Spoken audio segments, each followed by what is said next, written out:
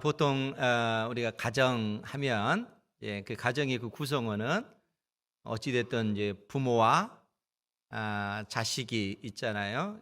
그런데 바울 사도 당대에 또 에베소 교회 사도가 편지를 보낼 때 그 가정의 형태는 부모와 또 이 자식이 있고 그리고 이제 무엇보다도 그 가정 안에 이제 종들이 있었기 때문에 종들도 가정의 한 구성원으로 그렇게 여겨서 바울 사도가 편지를 한 것을 보게 됩니다.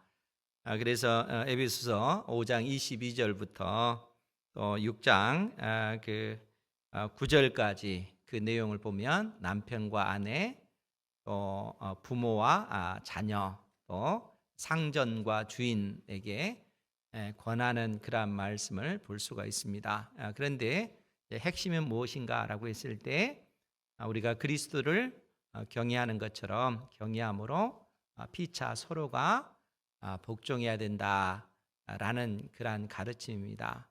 그러니까 우리 주님께서 교회를 십자가에 못 박혀 죽기까지 교회를 사랑하셨듯이 남편은 아내를 사랑하고 또 아내는 교회가 그리스도를 존경하듯이 그렇게 존경해야 되고, 그리고 또 상전과 종의 어떤 그 관점에서 봤을 때 주인된 사람은 그 종들을 업신 여기지 말고 그들을 늘상 긍휼히 형제처럼 여겨야 된다, 이렇게 가르쳐줘요. 왜냐하면은 사실 우리 모두가 하나님 앞에 섰을 때는 하나님이 우리의 왕, 우리의 주인 되시고 우리 모두는 다 종의 신분이기 때문에 그렇다는 거예요. 하나님 앞에서는 상전과 종의 그 관계가 아닌 것이죠. 다 하나님 앞에서는 종의 신분이라는 겁니다.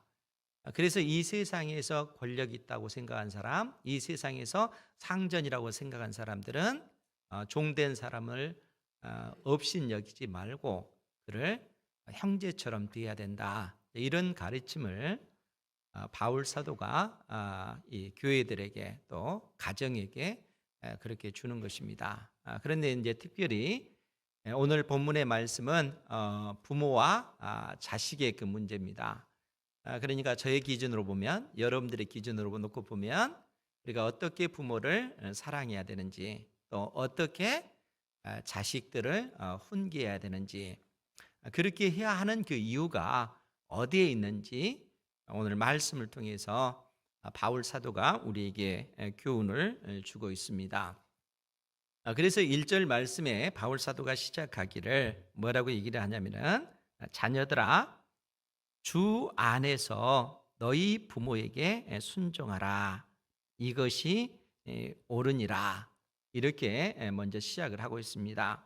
자녀들아라고 했을 때 부모를 둔 모든 자녀들을 얘기하는 거예요. 그러니까 이 육신적으로 어린 아이, 갓난아기부터 또 장성한 그 자식까지 그 모든 자식을 다 포함해서 지금 자녀들아, 이렇게 바울 사도가 언급합니다. 그래서 원문의 그 단어를 보면 테크나라고 하는 단어를 쓰는데 그 의미 자체가 그렇다는 거예요. 어린 아이들만 얘기하는 것이 아니라 성인된 그 자녀들을 포함해서 부모를 둔 모든 자식들을 향해서 자녀들아, 이렇게 언급을 하고 있는 겁니다. 그러니까 여기서 자녀가 아닌 분은 없잖아요. 다 우리에게 해당되는 그런 부분입니다. 그러면서 자녀들아 주 안에서 너희 부모에게 순종해야 된다라고 얘기합니다. 그러면서 이것이 옳기 때문이다라고 얘기를 해요. 그런데 이제 특이한 것이 뭐냐면은 주 안에서 이렇게 표현을 하고 있습니다. 주님 안에서 마땅히 너희 부모에게 순종해야 된다라는 얘기입니다. 즉 이 말이 의미하는 바가 무엇일까? 왜 우리가 순종해야 되는가? 하나님께서 우리에게 부모를 주셨기 때문에 그렇다는 거예요. 여러분, 실상 우리의 그 생명을 이 땅에 존재케 하신 분은 하나님이시잖아요. 하나님께서 우리 인생을 이 세상 속에 내셨고, 또 하나님의 그 은혜로 우리의 인생이 돌봄을 받고, 또 하나님의 그 은혜로 우리의 인생이 이 땅에서 살아가는 겁니다. 그 모든 것이 하나님의 은혜라 하는 것이죠. 그런데 이러한 어떤 그 은혜를 우리 인생들에게 베푸실 때 하나님께서는 그냥 베푸시는 것이 아니고 부모를 통해서 우리로 하여금 그러한 은혜를 있게끔 하신다는 거예요. 우리가 생명을 가지고 이 땅에 태어난 그 이유는 바로 부모님이 계시기 때문에 그런 것이죠. 그러니까 부모님이 우리에게 생명을 줬고 또 부모님의 그 사랑과 그 정성을 통해서 여러분들이 갓난 아기 때부터 성장해 가면서 부모의 그 돌보심을 받고 또 부모의 그 가르침을 통해서 우리가 이처럼 장성한 사람으로 성장할 수 있었다 하는 거예요. 하나님께서 친히 그 일들을 행하지 아니하시고 그 모든 어떤 그 은혜를 부모를 통해서 우리로 하여금 그 은혜를 잊게끔 하였다는 거예요. 그러니까 하나님께서 우리 인생에게 부모를 주셨다라고 하는 것은 하나님께서 부모에게 그러한 그 권위와 그 권세를 부모에게 주신 거예요. 하나님께서 부모에게 그러한 권세를 주었기 때문에 자녀된 우리는 마땅히 부모에게 순종하는 것이 그것이 당연한 거라는 거예요. 그것이 진리다라는 그런 얘기입니다. 그래서 바울 사도가 이러한 언급을 하고 나서 너희 부모에게 순종하라 이것이 옳으니라 라고 할 때 이것이 옳으니라 라고 하는 이 문장 앞에 가르라고 하는 그런 그 단어가 쓰였어요. 그 뜻이 뭐냐면은 왜냐하면 이 뜻입니다. 그러니까 너희들은 마땅히 부모에게 순종해야 된다. 왜냐하면 이것이 옳기 때문에 그렇다는 거예요. 왜냐하면 이것이 진리이기 때문에 그렇다는 겁니다. 즉 하나님께서 내신 질서, 하나님께서 내신 원리, 하나님께서 우리 인생들에게 주신 그 진리가 뭐냐라고 했을 때 부모를 통해서 우리 생명이 이 땅에 태어났고 부모를 통해서 우리가 돌봄을 받고 부모를 통해서 온전한 사람으로 성장할 수가 있다는 거예요. 하나님께서 내신 그 질서요, 이 질서는 결코 변하지 않는 진리다는 거예요. 그러니까 하나님께서 부모에게 주신 그 권위라고 하는 것은 결코 무너져서는 안 되고 이 부모를 통해서 우리가 이 땅에 태어났기 때문에 부모를 통해서 우리가 그 사랑을 입었기 때문에 부모를 통해서 우리가 온전히 이처럼 장성한 그러한 사람으로 성장했기 때문에 마땅히 자녀인 우리는 부모에게 순종하는 것, 그것이 진리라는 거예요. 그것이 하나님께서 내신 법칙이라는 겁니다. 사랑하는 성도 여러분, 부모님께 순종하시기 바랍니다. 그것이 하나님의 법이에요. 하나님께서 내신 결코 변하지 않는 질서요, 이치다 하는 것입니다. 그러면서 바울 사도는 우리에게 2절, 3절을 통해서 아주 귀한 진리의 말씀을 내려주고 계십니다. 2절, 3절 우리가 같이 한번 볼게요. 시작. 내 아버지와 어머니를 공경하라. 이것은 약속이 있는 첫 계명이니 이로써 내가 잘되고 땅에서 장수하리라. 아멘. 사실 이 말씀은 바울 사도가 10계명 중 5번째 계명을 인용한 부분입니다. 우리가 출애굽기 20장 12절에 보면 10계명 중에 5번째 그 계명이 나와요. 거기에 뭐라고 표현이 됐냐면은 내 부모를 공경하라. 그리하면 내 하나님 여호와가 내게 준 땅에서 내 생명이 길리라. 여호와 부모님을 공경하면은 하나님께서 우리에게 준 땅에서 우리의 생명이 길리라, 장수하리라, 이런 약속의 말씀을 하나님께서는 주셨다는 거예요. 이것이 10계명 중에 5번째 그 계명이에요. 그런데 여기서 이제 우리가 주목해야 될 것이 있는데 그것이 뭐냐면은 내 아버지와 어머니를, 부모를 공경하라라고 할 때 이제 공경하라, 공경하다라고 하는 이 단어가 이제 중요한데 카베드라고 하는 단어예요. 그 뜻이 뭐냐면은 카베드라고 하는 이 히브리어 단어예요. 무겁다라고 하는 그 의미를 가지고 있어요. 굉장히 무겁다. 카베드라고 하는 단어가 그것이 공경하다라고 하는 단어예요. 그런데 이 단어와 비슷한 그 단어가 뭐냐면은 카보드라고 하는 단어예요. 이 카보드라고 하는 단어는 영광이라고 하는 단어입니다. 그러니까 우리가 하나님께 영광을 돌립니다. 하나님의 영광 할 때 그 영광이라고 하는 단어가 카보드라고 하는 단어예요. 그런데 그 의미가 뭐냐면은 둘 다 무겁다라고 하는 그러한 뜻을 가지고 있습니다. 그러면 여러분, 우리가 부모님을 공경하는 것, 어머니, 아버지를 공경하는 것은 무겁다라고 하는 그런 의미예요. 그러면 그것이 무슨 의미일까? 왜 무겁다라고 하는 의미가 이 공경하다라고 하는 말 속에 담겨져 있는가라고 하면은 하나님께서 부모에게 주신 그 권세 때문에, 그 권위 때문에 그렇다는 거예요. 부모에게 주신 그 권위라고 하는 것이 뭐였습니까? 하나님께서 직접 우리의 생명을 이 땅에 내시지 않고 부모를 통해서 우리로 하여금 이 땅에 태어나게 하였고, 부모를 통해서 우리가 이 땅에서 양육받고 또 성장하는, 부모의 돌봄을 통해서 우리가 온전한 사람으로 성장하게끔 그렇게 해주셨다는 거예요. 그러니까 하나님께서 부모에게 그러한 권위, 그러한 그 권세를 주셨기 때문에 마땅히 자식은 부모를 공경해야 된다는 거예요. 가볍게 여겨서는 안 된다는 거예요. 없인 여겨서는 안 된다는 겁니다. 부모를 무겁게 생각해야지 가볍게 여겨서는 절대 안 된다라는 그러한 의미로 지금 바울 사도가 우리에게 이 진리를 가르쳐 주고 있는 거예요. 그러면 여러분, 우리가 부모를 공경하는 것, 부모의 어떤 그 위치를 귀한 것으로, 존귀한 것으로 우리가 여기고 부모에게 순종을 해야 되는데, 만일 우리가 부모를 가볍게 여겼을 때 어떤 일이 벌어지는가? 성경은 또 하나님께서는 우리 인생들에게 이미 그 말씀을 해 주셨다는 거예요.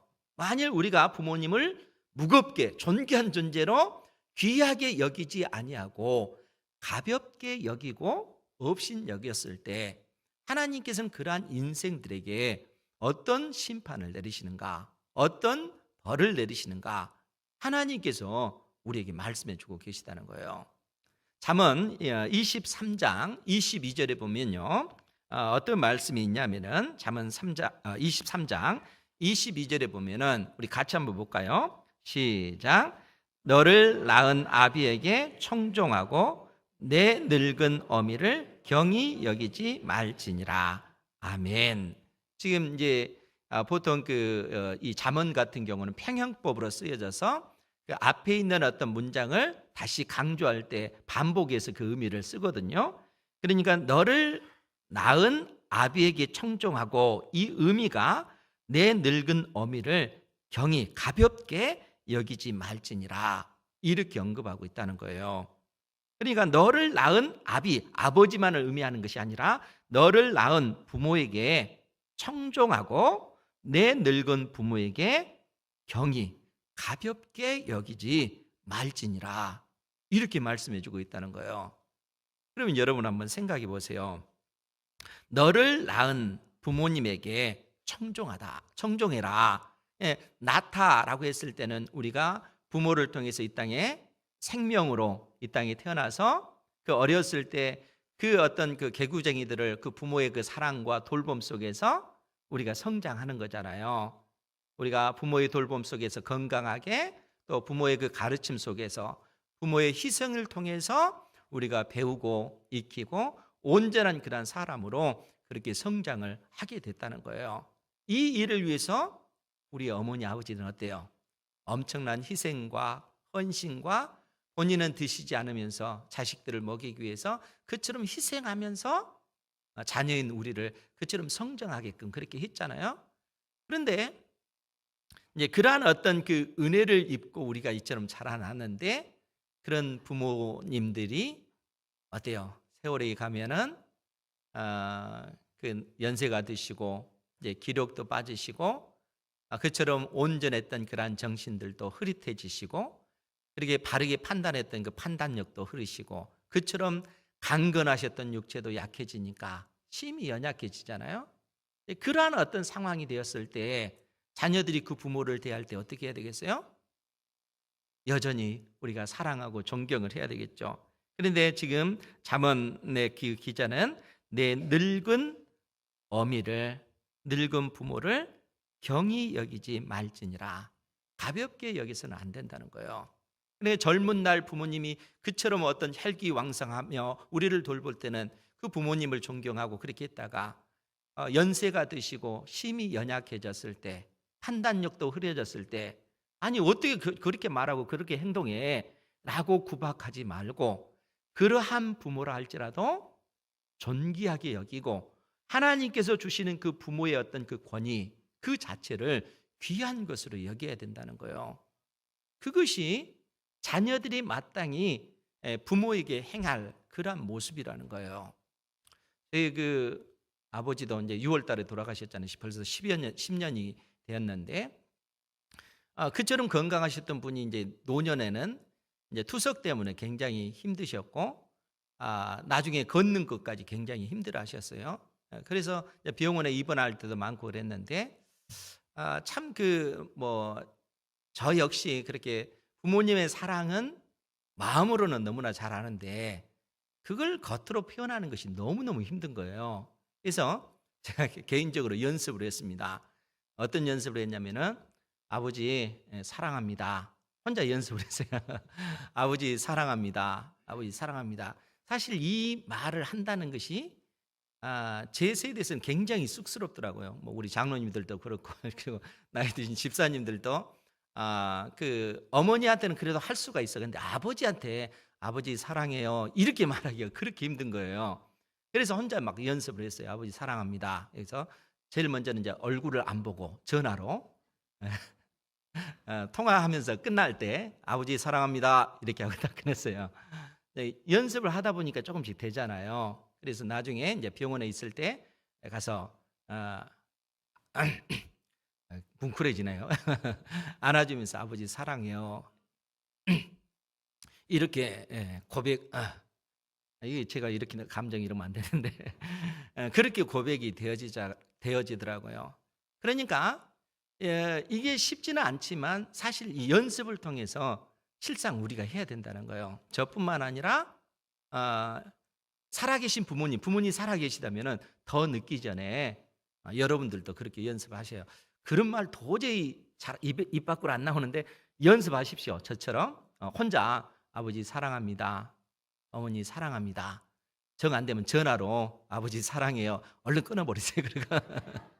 그렇게 자꾸 반복을 해서 얼굴을 대하고 아버지 사랑해요. 그렇게 안아줄 수가 있으면 좋을 것 같아요. 왜냐하면은 하나님께서 우리에게 그걸 요구하셔요. 그러니까 부모님들이 연세가 드시면 육체도 쇠약해지고 정신도 혼미해지고 그러잖아요.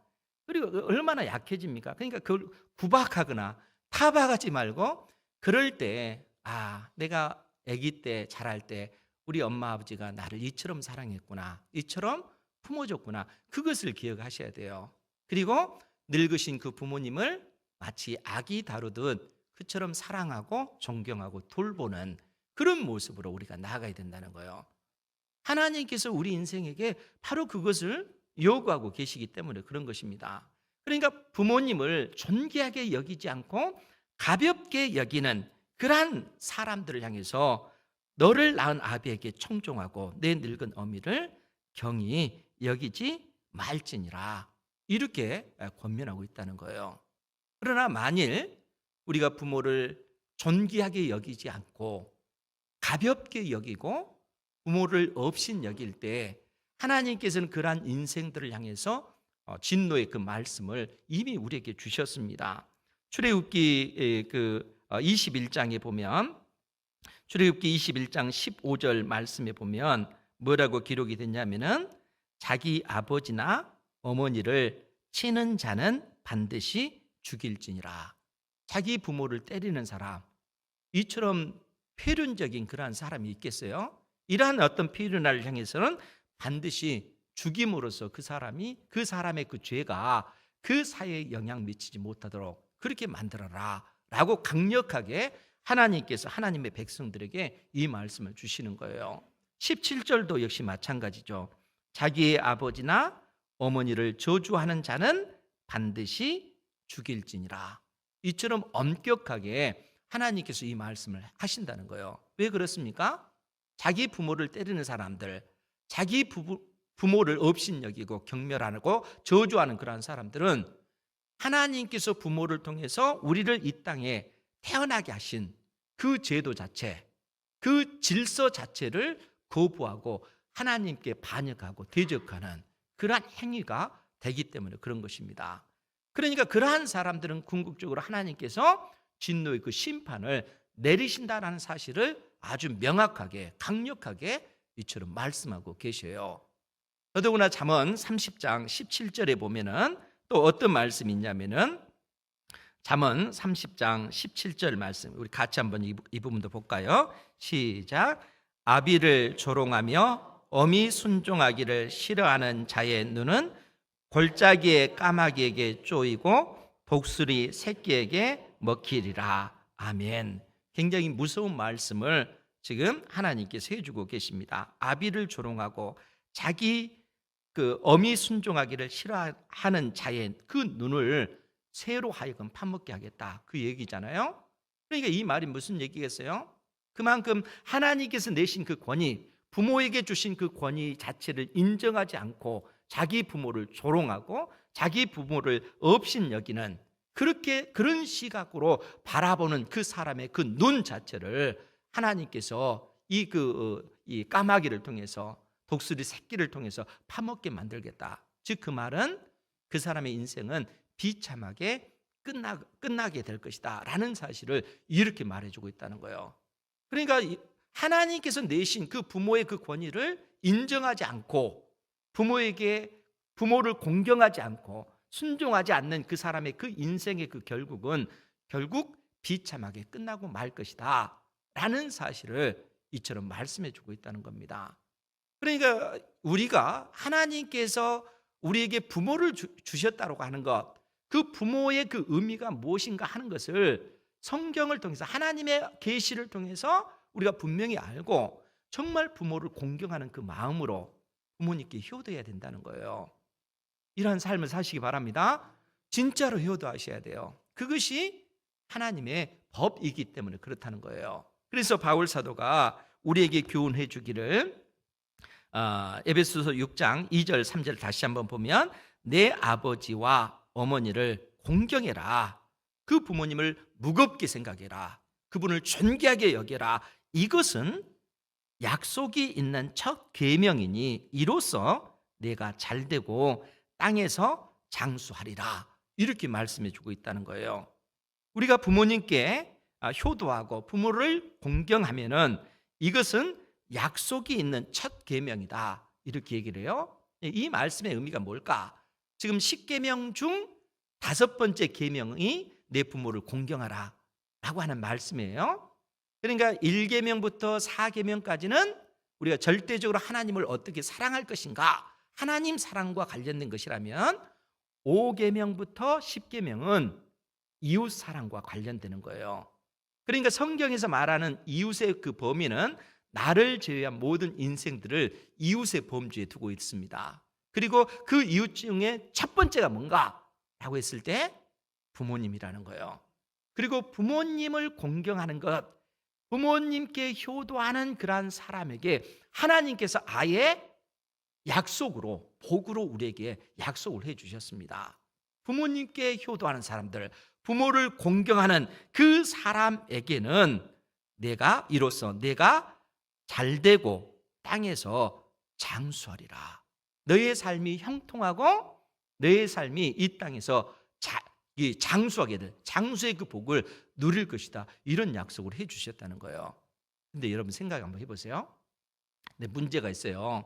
왜냐하면은 지금 하나님께서 이처럼 그 효자에게 이런 복을 주시겠다 약속해 주셨잖아요. 그런데 살다 보면은 정말 효자들이 다 장수하던가요?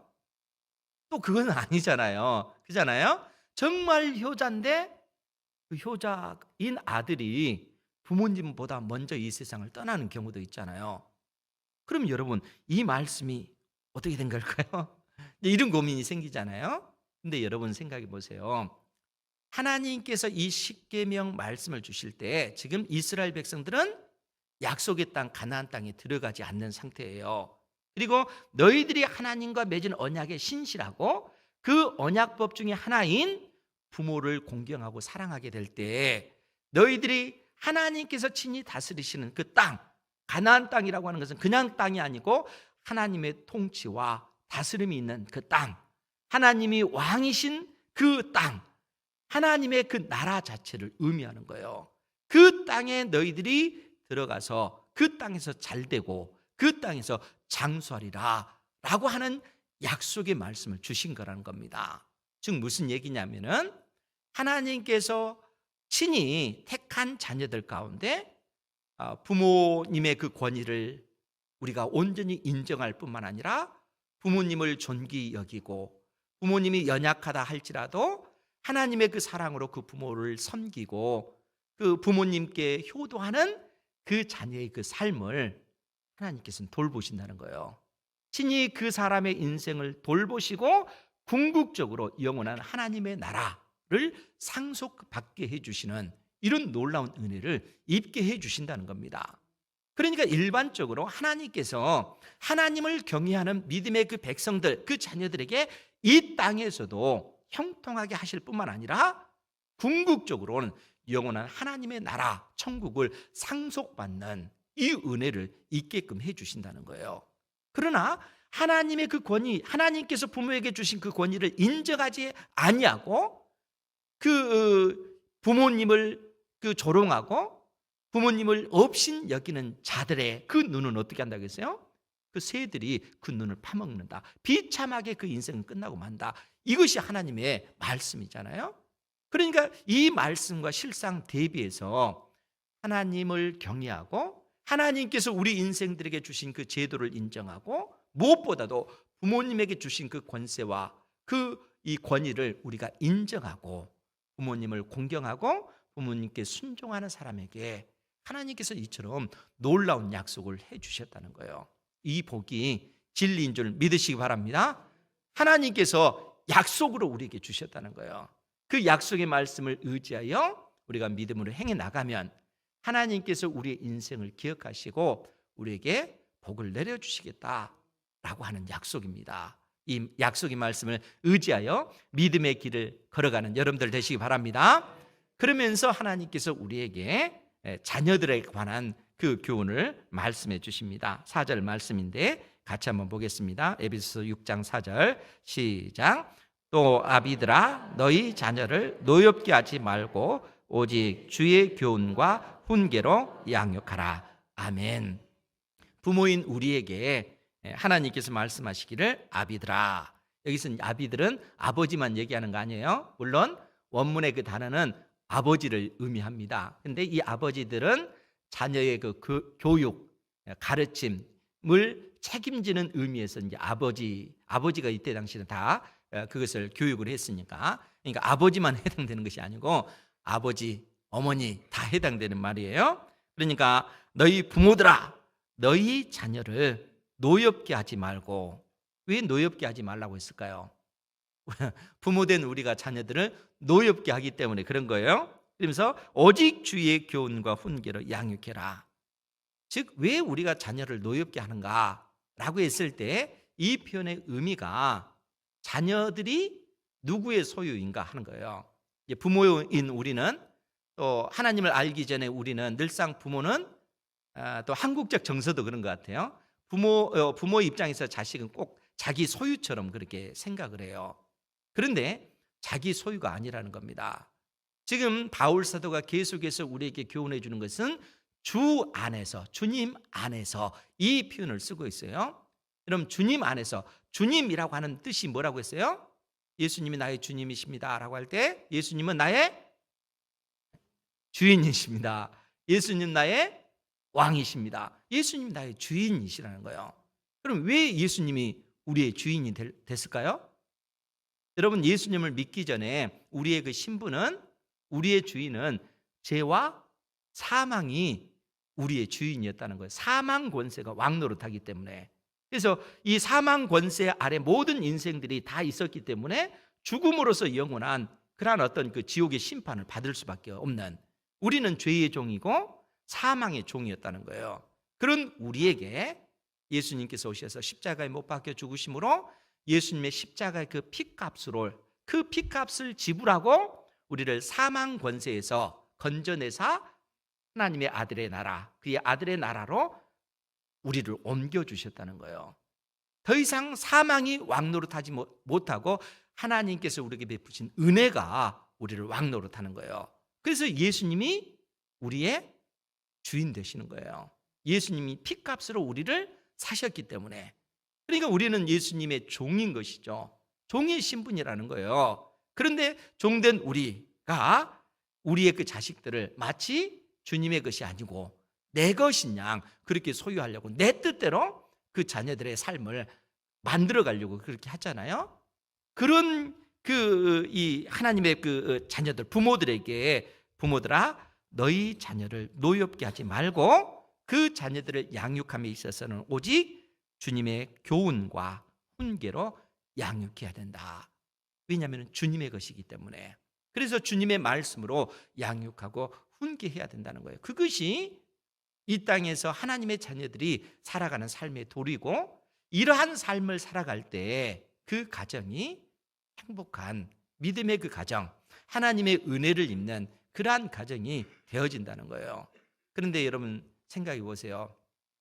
사실 부모인 우리가 자녀들을 그 훈육하고 교육하는 데 있어서는 늘상 한계가 있잖아요. 어릴 때는 되는 것 같아요. 근데 어릴 때 그 아이들도요, 눈치가 있어가지고 부모님이 그냥 그렇게 순종하지 않으면 화내니까 그렇게 흉내는 내거든요. 근데 장성하면 어때요? 부모의 뜻대로 되지 않잖아요. 그러니까 그런 상황에 직면했을 때 부모된 우리는 어떻게 해야 되는가? 주님의 말씀대로 주의 말씀으로 훈계와 양육을 해야 되는데, 그렇게 되지 않았을 때 여러분 너무 힘들잖아요. 그럴 때 우리는 어떻게 해야 되겠습니까? 이 아이들의 진정한 주인 대신, 주님 대신 아버지 하나님 앞에 기도하는 거예요. 지금 이런 상황입니다. 하나님 은혜 주십시오. 하나님의 그 살아계심을 만나게 해주세요. 이 아이가 아직 살아계신 주님을 인격적으로 경험하지 못해서 그런 것 아닙니까? 하나님 긍휼히 여겨주십시오. 그것이 부모의 역할이라는 거예요. 그러할 때 때가 되면 하나님께서는 부모의 그 기도를 들으시고 응답해 주셔서 자녀들이 살아계신 주님을 만나게 되고 또 주님께로부터 그 은혜를 누리며 살아가게 되는 것입니다. 그럴 때만이 우리의 그 가정이 예수 그리스도 안에서 그 복을 누리는 그러한 가정이 되어진다는 거예요.